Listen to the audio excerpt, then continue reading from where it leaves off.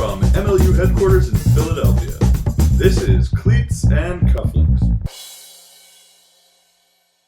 Welcome to another episode of Cleats and Cufflinks. I'm here, as always, with Mr. Dusty Rhodes, fresh off the first weekend of the MLU 2016 season. How you doing, Dusty? I can't necessarily say that I'm fresh off of the season. I'm, as we discussed earlier today, I'm more like a day-old Dusty. Day-old Dusty, a little rough around the edges. Yep, slightly stale. Yeah, I've been up here in Philadelphia trying to get everything done for next week, help with game prep and all the scripts and all of that sort of broadcastery stuff.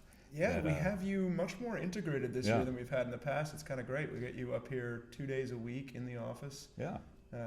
Well, at least during the season. Before the season, you were lucky to have me not so frequently. Yeah.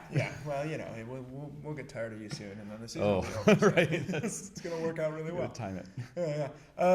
So, you know, before we get started, obviously we got to give a shout out to our new favorite sponsor, well, new as of last week. We have, of course, Heavy Seas Brewing Company down in Baltimore. It's providing us with some sustenance during our conversation here. Delicious beverage. And this is the Pounder Pills that we had last weekend, which I was, again, not that I dislike Heavy Seas or Pilsners generally. It's just I don't generally trust American Pilsners for the most part. Right. So I'm a little hesitant with that. But this one has a nice fruity nose to it. It's got a nice little biscuity aftertaste. It's a very good Pils. I think it's excellent. I'm putting it in my echelon of American Pilsners. It's going in there with Prima Pils from Victory, of course. That's the one I would list Pivo right away. Pils from Firestone Walker. Which is the one that I don't like as much. Stouts Pilsner is probably the most famous one. But I think this one sits very, very nicely in that group. It's very, very good, and I'm excited about it. Yeah, so we're just going to open that up. We'll give you the here. little read here from the side again. Yeah, let's... Named for the weight of their shot, the most common naval cannons were called 6-pounders. At Heavy Seas, that means a 6-pack of crisp, clean Pounder Pils. And since it's another UEFA Champions League day, it's appropriate to have a Pilsner or some other light drinking beer that you can watch the footy with. Yes. I drink a lot of Pilsners now compared to what I used to when I was younger. All the big beers, all that exciting stuff. They're kind of like it's like a good high quality dad beer. Yeah. To make sure you're not getting too crazy. Yeah, you got to be careful. And we'll also, of course, as we collect ourselves here, we'll send a reminder: enjoy your Pounder Pilsner from Heavy Seas responsibly, as we are today. All right, so let's talk a little bit about the weekend we just had. Oh, please. Let's talk about Cheers. What happened there. Cheers. We got through it. We made That's it. The first we survived it. Yeah. So we had 5 games this weekend, which I can tell you from a production standpoint was exciting. Yeah. As everyone knows from our conversation last time, if you weren't here and don't know, we've moved into a methodology where we're live streaming all of our games. Yeah. This is. I think sometimes people, even internally, underestimate the challenges involved in that. I certainly did. Bandwidth, we have all sorts of concerns. Personnel, we do it with a very, very tight crew, very small crew, and getting all of those pieces in place leading up to the games was tough. And then it was just kind of like cross your fingers and hope that it all works, because until you do it, it's hard to test. Basically, right? You can test all the elements. But getting it all to happen at once. And frankly, it went very well. All the games went live. There were some glitches here or there. We had a little stoppage. We had a little bit of trouble when we were streaming multiple streams to the same YouTube channel, which we figured out now. And then quality varied based on the quality of the signal that we were getting. So some were a little bit grainier than others. But by and large, you could watch your team play in a way that we've never been able to completely do before. And we were watching those games leading up to this. I can't remember which game we were watching. We were watching the New York-Philadelphia game, I believe. Yep. Leading up to the game that I called on Saturday night, which was another exciting Boston versus DC battle, where DC came out to this roaring start at the beginning and just took control of the game. And then it looked like Boston had nothing in them for the first 3 quarters. They looked so flat. And then it just, there was a moment where they started to believe again, and then you could tell that their sidelines were different than they were earlier in the game. Yeah. So they had that trust that they were going to get those breaks back, and then it all came at once. All of the bunches of bananas. It was a huge comeback. It was the kind of comeback that we haven't seen before, and that a lot of people doubted could actually happen in an MLU style game. But they were 5 points down at one point, I think. Yeah.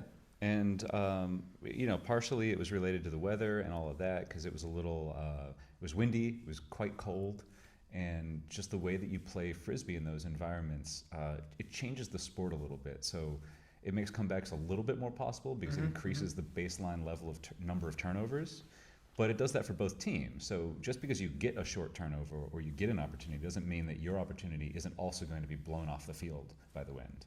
We saw the Skippy signs blowing away. We had to go get them and bring them back. Down the Skippy peanut butter signs. You can't play Ultimate without peanut butter. You cannot play Ultimate without peanut butter. Yeah, I mean, you're right. The weather does make those comebacks maybe a little bit more possible. So does a fired up Christian Foster. Yes. That also helps if you have one of those around. It helps to have him pull in all those midfield pulls too. So good at it. It's a really interesting throw that he uses on those midfield pulls. He throws like a backhand blade, sort of sets it out on a straight path almost, directly over the heads of the players who are there to receive it, and you've got a 20-yard window behind them to get it into. And he gets it there fast enough that they don't have a chance to field it. A lot of the other pullers will try to launch it way up into the air or throw like a hard roller that you're kind of afraid to catch, but you have an opportunity to. You have an opportunity to stop it. But those, he just keeps putting them in the back 5 yards or so of the end zone, and they roll out, and then the other team's stuck. He rips it. Yeah. Do you remember last year's championship game? He hit Tridiac right in the chest. Did you see the bruise he had? Just kind of fell backwards. A massive bruise knocked him right over. That was amazing. So we had an incredible game, Boston, D.C. You should watch that game if you haven't watched it. It is available on YouTube and on our website. You can also watch the New York Philly game. Not a really close game, but I think it's worth seeing what New York is trying to do. They're a very young team, very new playing together, but I found them very entertaining to watch. Particularly their defensive lines were acrobatic. They were creating opportunities for blocks. Sometimes they got them, sometimes they didn't. But they didn't fold in this game. They didn't give up and like sort of creep back into their shells, so to speak, as if Rumble have shells. Yeah, I don't know. It was confusing Rumble with terrapins. I'm not really sure, but it was tough to get too. The New York Terrorists. Tough to get too much of a read on them because you could only see what they were setting up. They were doing just simple execution errors like throwing behind receivers, throwing to the ground, not completing your first pass on pull plays. It was really sort of it's a start, and we'll get to see what they do in the future as we go forward. But I predict they're going to build into the season. I think that, due to their youth, I think we're going to see them improve week on week, and hopefully they can do it quickly enough to have some relevance as the season continues. Terrible weather at that game though as well. Terrible weather everywhere on the East Coast.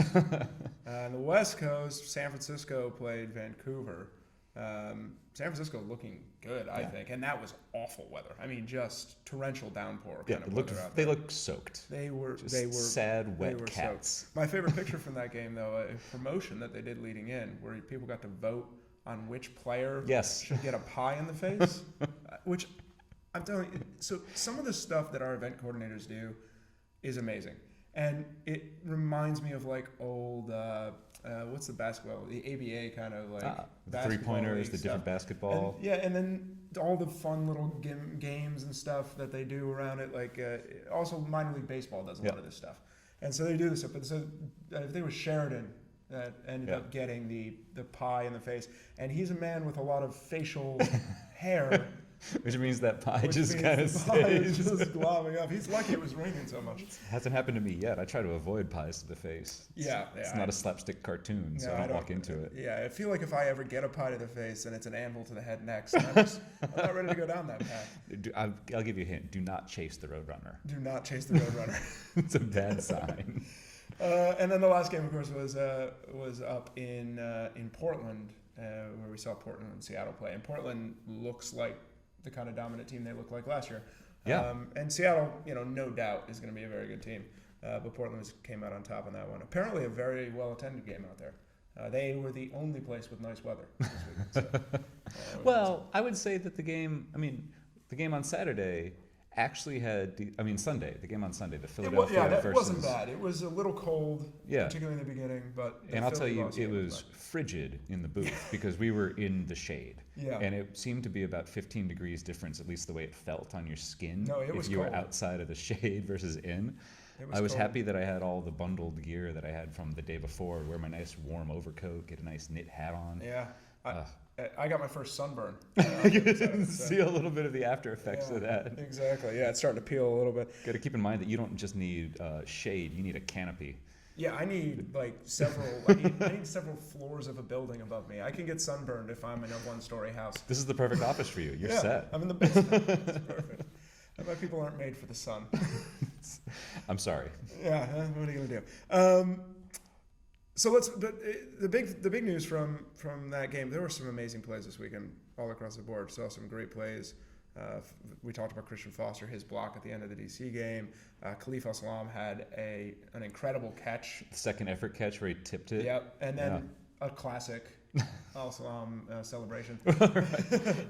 Speaking of celebrations, we're going to get to a celebration here in a moment when we talk about this greatest. We are going to get to a celebration in a moment. So the play... this is the end of the second quarter, I believe. Yeah, end of the first half. End of the first half. Philly gets the disc with probably about 15 seconds on the clock. Works it around a little bit till it ends up in Billy Sickles' hands. He makes what is not a good throw, which Luke Ryan will be very happy to hear us talking about how this is not a good throw. In layman's terms, a bad throw. A bad throw. Behind every great play. That's what I was going to say. Throw. Without that bad throw, none of this would have happened. Occurred. So basically, the disc is floating out toward the sideline. Time is ticking off the clock. Nic runs over, sort of catches it, and throws what has become known on the internet as a chicken wing greatest. One of these. Yeah, sort of. I used to call that a raptor. I think that's an upstate New York thing. Yeah, I've never heard raptor before. I've heard chicken wing before. You've heard chicken wing before, so it's apparently we're behind. Hironet was not happy to have that called a chicken wing, particularly when it was we'll get to where else it was called that. So he throws that down to the end zone, and the buzzer goes off, and it's funny because the broadcast clock is not synced electronically with the game clock. Yeah. So the broadcast clock was actually like a second or two ahead of the game clock, so it goes to 0 before he throws it. So from somebody watching the game and seeing that clock, they might be confused by that. Yeah. But you can actually hear the buzzer go off. It's like this weird whistling sound. This stupid buzzer. That goes. Sorry, Germantown Academy. It just is. It goes off just after he releases it, and then the disc goes down. It gets tipped by Hirschberger. And gets a fingertips on it. Well, there's a Philadelphia player who you can't tell if he actually gets his fingers on it when he leaps up to catch it. And then Hirschberger kind of slaps down at it, which actually and he hits the back edge of the disc, which actually causes it to tip up. And then it bounces off of Dustin Damiano. Yeah, it hits Damiano right in the chest. Who has been following this play perfectly. Like, he read the greatest, was going to exactly the right spot. And then Hirschberger just kind of jumps in front of him, slaps down on it, and then he kind of defends himself from the disc. And this is the point where on the sideline, there are people looking away from the field because they think it's done. Groaning. There's a classic shot in the third replay where who is it on Boston with the mustache? Why am I losing his name? Hooker? I'm not sure who you're talking about. I can't remember. So you can't really see the facial hair from the booth. There's a classic moment where he turns and it's Hooker. Yeah, just Greg, the producer, tells me I was right. It is Hooker. He turns away thinking that it's a block and has this look on his face. Which, by the way, because this play goes so viral, he ends up getting made fun of a lot in Philadelphia's Reddit, because we made the top of Reddit in Philadelphia with the play, and they make fun of his reaction because Philly sports fans. But if they're making fun of people's reactions, they got to get in on you on the sideline, reacting, covering your eyes as well. I hope. Let's take this play to its conclusion before we get there. So it bounces off of Dustin Damiano's chest. It macks off his chest, which is why he now wants us to call him Mac Daddy, which I'm not sure we're going to agree to. And then out of nowhere, the player of the game easily comes flying in. He runs like a impala. With long strides, powerful on the open plains. Yeah. and he dives, toes the line, gets basically like a knee and a foot kind of drag as he catches the disc, and goes flying out the back of the end zone. But it ends up being a goal, an incredible goal. And that's what it is. It's just a goal. It's an assist from Nic to Himalaya Meta. Yeah, that's it. So I was sitting next That's to the how you mark it guys. in the stats. I was sitting up next to the stats guys, and they're like, we don't know how to make this exciting in stats. It's literally just... Well, so this is one of the 7 things to that 9. ideally you would track in stats, is that anytime the disc contacts something, whether it's a player or the ground or the goalpost or anything, you just track touches, things that the disc touches. So you would track all the numbers of the people that it bounces off of and all of that. But that adds And I think layers. you kind of have to, because we allow max as a legal thing that you can do. Yeah. So you'd have to, a way to capture that would be important. And these are things that we work on, we develop, step by step. We learn, Yeah. we live, and we learn. So that was actually Himalaya's second catch on a tipped disc. He had previously, just minutes before that, caught a point block. Mike Panna was point blocked on the sideline, and then Himalaya swoops in and catches that after it's gone off the defender. And he got a deep block earlier in the game. He had a fantastic game. He was all over the place this game. So anyway, the play happens. And yes, if you watch the video of this play, in the foreground, you see a couple gentlemen you can see a couple gentlemen blazers or sport coats or something along those lines. Jackets, I think, both way. And that's me and Jonathan McQueen, who are standing down on the sidelines. And our reactions are entertaining, I would say. At the very least. So his reaction was so severe that he managed to miss the end of the actual play.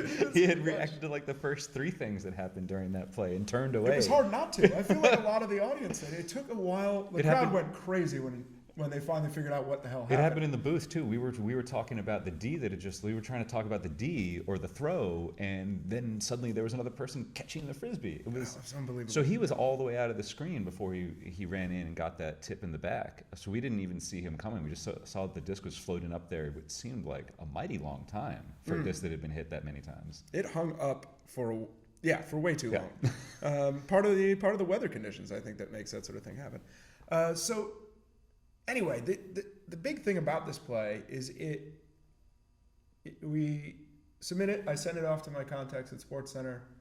I get a message back like an hour later that's like, keep an eye on SportsCenter tonight. I'm like, all right, gotta be on SportsCenter. That's exciting, right? So we end up making number 1 on SportsCenter on Monday night. Yep. And then I think it dropped to number 2 through the day on Tuesday, which happens a lot as they adjust things. So great. We're on SportsCenter. Love being on SportsCenter. Right. And this is the part that confuses me a little bit, because from my perspective, I kind of pay attention to SportsCenter, and I kind of catch some highlights here and there. I really like catching Friday when they do the not top 10, because that's comedy gold. We've been trying to get on that. So I have no concept of what it means to actually, for the league and for the players and for the brand that you're building and all of that. Like, I don't know what it means to get on SportsCenter. So I think there's a couple of things there. From a player's perspective, I got a nice note from Nic here the next day, thanking everybody here for the hard work we put in the league, all that stuff. And, this is like a childhood dream. Like, you just you made SportsCenter. It's amazing. So he was very excited. So I think it's pretty meaningful to the players. I know I'd be pretty excited to be on there and to hear the guys talk about it. It's always fun to hear the commentators talk about it in the different ways they choose. I think they made a reference to Himalaya's name and not needing a Sherpa to get to the disc. I was going to say, as an individual who's been called Dusty Rhodes his whole life, I'm familiar with the puns and jokes that come up when there's a unique name. I would expect nothing less. Yeah, so they definitely made use of that. So that's one thing. I think it's big for the players, and I think it's awesome. I think from the league perspective, for our brand, it's big. We get a lot of contacts based on that. Like, people will call or send us emails who haven't heard of the sport or don't know about us yet, right? It's a way to reach a bunch of people we can't otherwise reach. Right. But it's small and it's short. It's just a moment, right? The bigger thing is when what happens this time happens. So we get a lot of clips on through a year. We'll get maybe 10 clips on SportsCenter, 8 clips on SportsCenter. And I can remember some of the ones that have been on there in the past. I can picture it. And a lot of them are just on. Yeah. People notice them. They get talked about online a little bit, and then it kind of goes away. A clip like this kind of incredible play, it hit a tipping point. And when they hit this tipping point, that's when it becomes an opportunity for the league to really grow the brand, grow our reach, and reach a much broader audience. And that's what happened this time. I mean, this has been insane, essentially. Because the great thing about big news outlets is they ask you before they use anything. Yeah. So we know. So you're aware that's, yeah. So CBS Sports contacts us, NBC Sports contacts us, Sports Illustrated contacts, and all of them are picking up this clip and putting it on. It's showing up everywhere.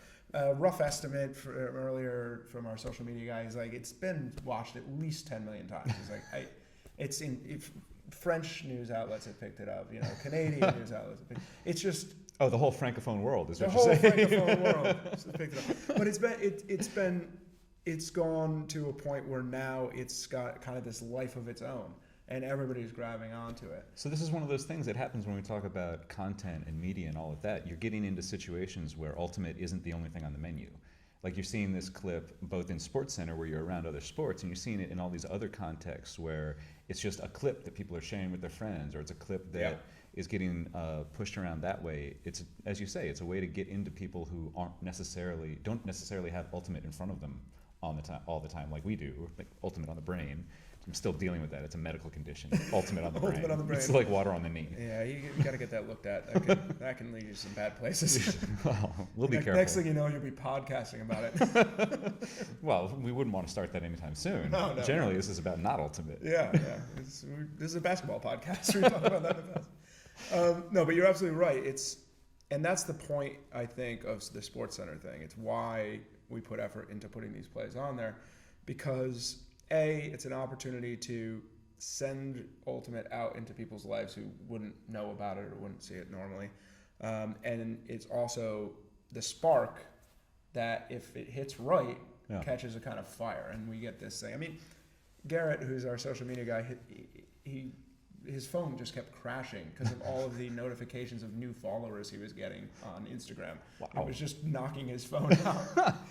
The Instagram. It's still happening. Just thousands and thousands of new followers just flowing in. And, that's the other thing about it, is that this play is fantastic. It's one of the craziest plays I've ever seen. But what people realize is that Ultimate plays in general are really cool looking. And once they see that play and get that introduction and they go look through our other stuff, they're like, oh my God, this is fun. This is one of the things that happens. And even people that wouldn't necessarily go watch a whole Ultimate game will watch a bunch of clips of really cool Ultimate plays because they're really cool Ultimate plays. That's sort of the thing that happens with lots of sports. That's one of the reasons that the NBA is really, and basketball in general, is really fan-friendly and video shareable, because 7 seconds can encapsulate most basketball plays, especially highlights. Yeah. And Ultimate has that same thing where you can catch, like, the guy throws the disc, the receiver catches, like, you get that lead up to the play, so you get that automatic introduction. So it's easy to watch a lot of clips for Ultimate. The problem for me is that clips don't mean much to me. They have no context. I'm that guy. I'm the guy who needs the whole game. Shape. Right. I don't even like watching the red zone for the NFL because I have no context for what's happening in these games. I like watching the whole game. No, I mean, I can understand that point of view for sure. And I understand that I'm the weirdo. But we want that too. So the goal is, like, you get people, the taste for the game, and then you get them to come out to a game, or you get them to sit down and watch a game. And once you can do that, then you can start turning them into fans. And it's diminishing returns. You have 10 million people that watch the clip, and then you have a percentage of those that will watch another clip, and then you have a percentage of those that'll watch a game, and you have a percentage of those that'll buy a ticket. But that percentage that's where you make your money. It's more than zero. It's important. It's more than zero. It's more than zero. And the other thing is that you just raise awareness of Ultimate. And this is something that's happened a lot over the last 5 or 6 or 7 years or so, is that people are just more and more aware that Ultimate exists. Yeah. And they don't ask that question of, where are the dogs, or what are you throwing at? They know what the sport is. They generally know what it is. And that's huge for us too, because we realize that, both our need as a business, but also our responsibility is not just to our Ultimate, but to Ultimate in general. Yeah. Like we need to grow that entire brand in general, so that more people will play it, more schools will add it as varsity programs, more colleges will start supporting it, and in the end we end up with better players, a better product, and all the things that we want out of it. And you know, it's SportsCenter is just one piece of that, and credit goes to the production team too. I mean, these plays can happen at any game at any time, and that's why it's so vitally necessary for us to cover every game. Yeah. And you know, the amount of energy, money, talent that we've invested in doing that gets justified at these moments. And that's why, you know, that's one of the important things. Like, we can justify the effort through the views, through the return we get on it, you know, and through the kind of sponsorship relationships and other partnerships we're able to develop based on that. So, as always. So the short answer is the ESPN stuff is awesome, and we keep doing that. And as always, another big shout to the production crew for catching it. They do so much work behind the scenes that it's just beyond my comprehension. It's crazy. I get to deal with the fruits of their labor by being on the broadcast and you know, talking about the things that we can see on the broadcast and all of that. So, you know, another big shout. They caught it on camera. Credit. They caught all the different pieces. They caught all the pieces, and thank God they did. That leads me to talk a little bit about media relations in general. You know, we do a lot of work here, obviously capturing, right? So capture video. Yeah. We capture statistics.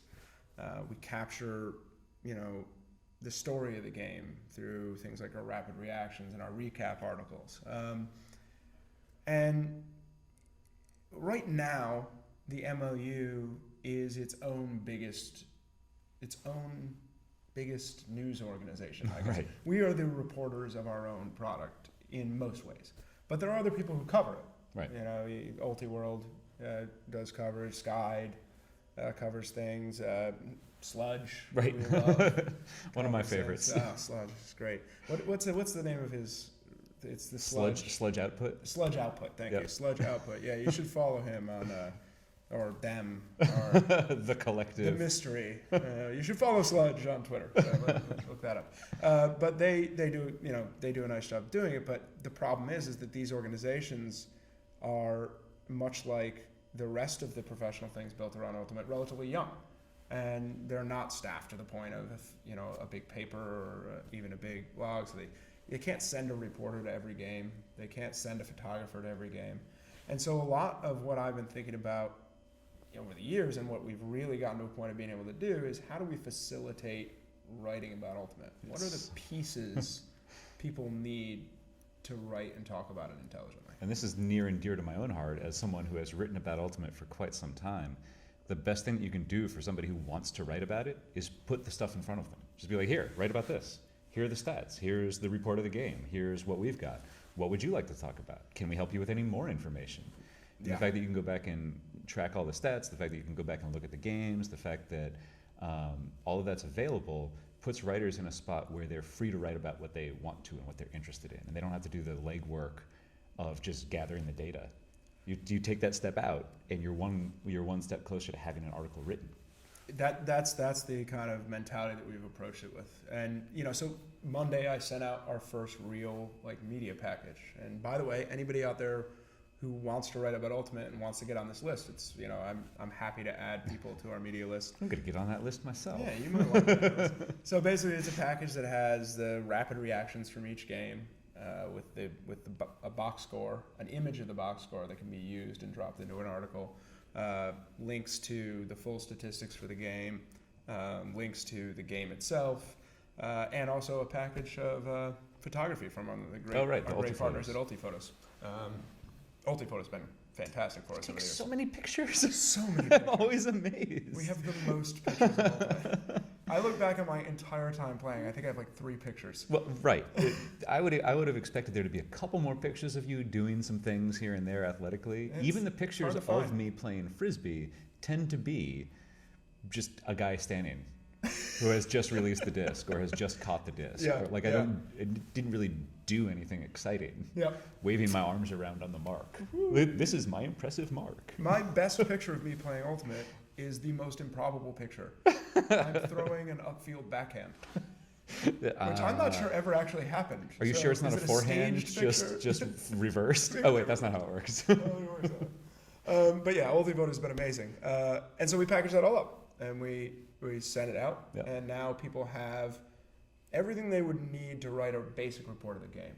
And as we develop this and as we progress, we'll have conversations with anyone who's on this list and who's writing and be able to add in the other types of things that they What else are you interested in? What tale do you want to tell about Ultimate? How can we help you talk about it that way? Exactly. And then hopefully through doing that and through professionalizing the way that we deliver our product to the press, we can add non-Ultimate specific journalists to that list as well and start to get people to understand that like this isn't just some game that's going on under the surface. They can start reporting on it and they can create the context and the narrative that you value so much around the clips that they're going to be showing that are just incredible. Right, and it's the thing that I always want in Ultimate is I want more people to write about it. I want more people to be in the conversation. I want more people to be podcasting. Like I just want more of it to happen because the part of the discussion that I like isn't the part where you state your opinions. It's the part where someone else states their opinions back and then you argue about it or discuss it or even, get up in arms about it if it's that important to you. It's this thing where you get the back and forth. And encouraging more voices to say more things about Ultimate is what's going to lead us into a place where we have a more robust conversation about the whole thing. And more people to challenge the dumb stuff I say. And I'll get to challenge more dumb stuff that other people say. That's the glory of it for me. Conversation and engagement, like just building up the way that people are interacting around the sport. Yeah. And I think that, we're still young at that. We're still kind of at this kind of surface level, but there's an opportunity as the material becomes available to be able to actually cover the whole thing. You know? Yeah, obviously Ultimate itself is much bigger than the MLU. There's all this other Ultimate going on, and we'd love to see more coverage of that as well, obviously. But the part we can control, if we can give the full depth of it to people, and we can let somebody cover it comprehensively, then I think we've taken a big step. Yeah. Anyway, we're just covering all of media. We got it all done. We're done with that. We have to come back to that. Well, we're running low on time now. We got a big weekend ahead of us. Yes. We're going to be, both of us are going to be down for the DC New York game. DC. I believe it's New York. No, Boston. No, New York. Oh wow! Philly, DC and Philly, New York and Boston. Sorry, again. You're right. We're still dealing with. Still trying to get off last weekend. It's all at once. So Philadelphia's going down to DC. We're going to both be in DC for that game. I knew some team would be visiting me down in DC. Boston is going to New York. We're gonna have that game down there. Portland plays 2 games this weekend. And that's one of the telling things that's going to happen all season is Seattle every team and then Vancouver, I believe. Might be or Vancouver the and Seattle. Yeah. Vancouver and Seattle. So every team that's dealing with 2 games on a weekend, that's the team to watch that weekend. Not just for fantasy purposes. Yeah, definitely for fantasy purposes. But for how the standings shake out and how teams are dealing with back-to-backs. It's just a different environment for the players and the coaches and all of that. Absolutely. It's going to be a lot of fun to watch and see how Portland gets through that. Speaking of which, we're wearing a DC More Cowbell shirt today. Yeah, the new shirt. This is in part because I heckled their cowbells one of the first years that I was doing announcing because I was like, what, you guys can't get regular sized cowbells? You got to go with mini cowbells? So, I wanted to show some respect to the cowbell because one of the things that I do like about all the DC games is when the fans start getting all cowbell mad, specifically when DC starts getting breaks on breaks, because that's like the exciting part of the game for just about everybody is when you start piling them down. Yeah. So I really like it when the cowbells come out. That's a sign that at least one of the teams is heavily involved, heavily invested. We're getting something out of it. I just like it that you're featuring some of our gear. Yeah, some of the stuff that's for sale is that. Yeah, you can't really buy the shirts from me. Yeah. I'm not selling my Ultimate collection. Not yet. Yeah, this is available at the game, but also will be, if it's not already, in the online store. So there's a handful of other ones that a selection of fine wearable T-shirts. Fine wearable T-shirts, yeah. A couple of divergent things out there, a little Philly love, that sort of thing. Yeah, there's some good stuff out there. So get out to a game, get that. Watch the games this weekend because they'll all be streamed live at mlulive.com. And for those rightly complaining that there weren't enough places to find that last weekend, we are fixing it. You'll have infinite places to click to get to that game, and we'll look forward to seeing you out there. You can get me at Nic Darling on Twitter. At DUSTWEETR, Dustweeter, Dustweet R. or both of us at Cleats Cufflinks. Thanks for joining us today, and that's all the time we have.